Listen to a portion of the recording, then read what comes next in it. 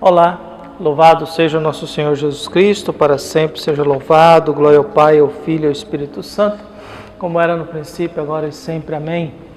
Queridos irmãos e irmãs, paroquianos da nossa paróquia, Nossa Senhora da Abadia, aqui da Lagoa da Confusão, diocese de Cristalândia, 20 de janeiro, dia de São Sebastião, mártir, e também São Fabiano. Estamos aí rezando e pedindo a Deus que ilumine e abençoe a todos nós. E nós queremos, nesse dia de hoje, atentos à palavra do Senhor, ouvir o Evangelho de Marcos, capítulo 3, versículos de 7 a 11. O Senhor esteja convosco, Ele está no meio de nós. Proclamação do Evangelho de Jesus Cristo, segundo Marcos, glória a vós, Senhor. Naquele tempo, Jesus se retirou para a beira do mar, junto com seus discípulos. Muita gente da Galiléia o seguia, e também muita gente da Judéia, de Jerusalém, da Idumeia, do outro lado do Jordão e dos territórios de Tiro e Sidônia. Foi até Jesus porque tinham ouvido falar de tudo o que ele fazia. Então Jesus perguntou aos discípulos que lhe providenciasse uma barca, por causa da multidão, para que não o comprimissem. Com efeito, Jesus tinha curado muitas pessoas, e todos os que sofriam de algum mal jogavam-se sobre ele para tocá-lo. Vendo Jesus os espíritos maus, caíam a seus pés, gritando: Tu és o Filho de Deus. Mas Jesus ordenava severamente para não disserem quem ele era. Palavra da salvação. Glória a vós, Senhor. Caros irmãos e irmãs, Tu és o Filho de Deus. E Jesus ordena que ninguém fale nada. Nós estamos seguindo Jesus numa caminhada, num trajeto. Nós vamos percebendo que não é verdade que o fato de Jesus fazer o bem, isso agrada. E também não é verdade também que o fato daquelas pessoas que Jesus beneficiou, abençoou, curou, que elas apareceram e tiveram um sentimento de agradecimento e de gratidão a Jesus. A maioria das pessoas que Jesus fez um milagre desaparece logo em seguida e vão tomar conta da vida delas. Poucas pessoas seguem Jesus, até porque no processo de vida Jesus curou muita gente, mas essas pessoas curadas foram embora, não seguiram ele não. Quem vai para Jerusalém foi só os 12 e algumas mulheres. E aí o que nós temos? Jesus começa a ter conflitos, problemas, porque dizer que Deus não está no templo, não vive em função do sábado, significa comprometer a estrutura religiosa do templo. Dizer que Deus perdoa os pecadores significa dar atenção para esses que não são nada. Curar um leproso significa dar atenção para quem a gente não precisa, que não tem nada para oferecer, que não pode ir no templo, que não pode oferecer nada, então a gente não precisa desse tipo de gente.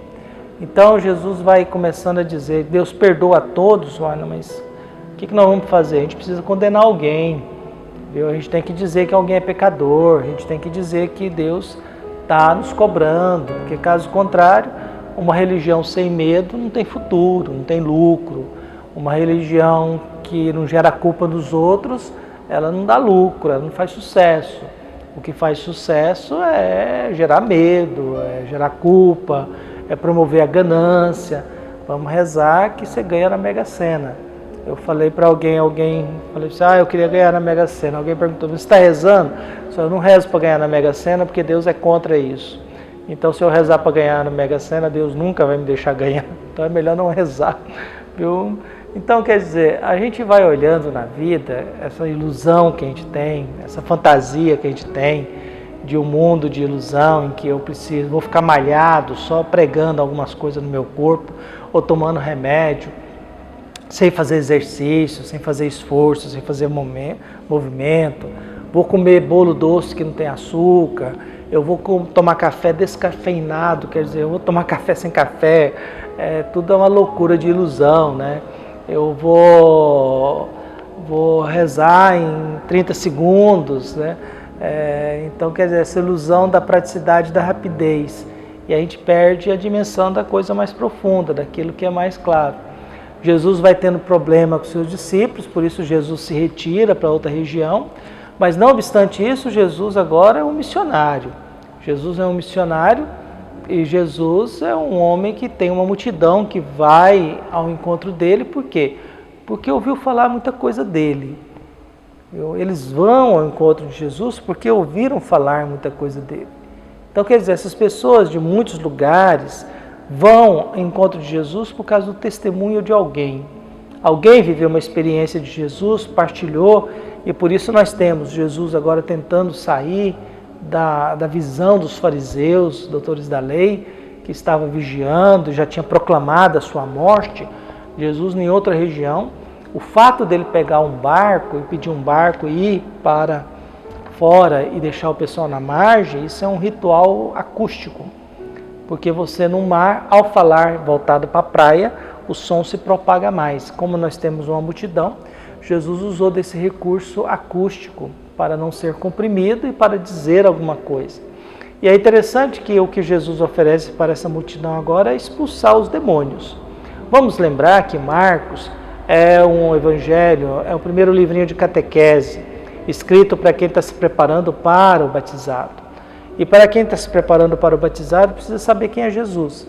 Então a intenção de Marcos é escrever, dizer quem é Jesus, e ao mesmo tempo também vai dizendo que Jesus está procurando um discípulo. Jesus está procurando, tanto que a maior profissão de fé no finalzinho de Marcos é de um soldado pagão romano ao pé da cruz que diz, verdadeiramente ele é Deus. Viu? Verdadeiramente ele é Deus. Essa é a maior profissão de fé, feita por um soldado romano pagão ao pé da cruz. Então o que é que nós temos? No começo, quem é que vai apresentando Jesus? O demônio. Esse ritual de que Jesus está sendo apresentado pelo demônio, tu és o santo de Deus, eu sei quem tu és, você pode nos destruir. E Jesus sempre tem a atitude mesmo de dizer eles cala a boca, fica caladinho aí. Não são vocês que têm que dizer quem eu sou. Não são vocês que têm que falar quem eu sou. Porque é muito interessante os demônios apresentar Jesus para a multidão. Mas é muito mal você ser apresentado pelo seu inimigo. É muito mal você ser anunciado e apresentado por quem te odeia. É muito esquisito, muito ruim você ir no lugar e ser apresentado por quem quer te matar. Então, só quem tem que me apresentar são meus discípulos. Quem tem que me apresentar é quem está me seguindo, quem acredita em mim. Então a gente vai percebendo que Jesus vive esse drama aí e essa dificuldade. Os demônios sabem quem é Jesus, os discípulos ainda estão cegos a respeito disso, não conseguiu perceber quem é Jesus, apesar de serem os discípulos de Jesus. Os doutores e fariseus já querem matar Jesus, porque está falando coisa que não nos agrada. A gente não gosta desse Deus aí, esse Deus é diferente, ele não está punindo ninguém. Esse Deus está agindo de forma, está dando atenção para quem não precisa. Então, que a gente tem esse contexto duro. Essa multidão vai até Jesus porque ouviu falar alguma coisa. A gente sempre se pergunta o que a gente anda ouvindo falar a respeito da nossa paróquia, o que a gente ouve falar a respeito de Deus, a respeito da igreja. Viu? E se isso nos motiva a ir ao encontro de Jesus, nos motiva a ir à missa ou não. O que estão falando a respeito de Deus, o que estão falando a respeito da igreja. E se ao encontrar com Jesus, Jesus está nos livrando desses espíritos maus, desses demônios que a gente carrega dentro de nós, que nos torna violentos, que nos torna maus, ruins.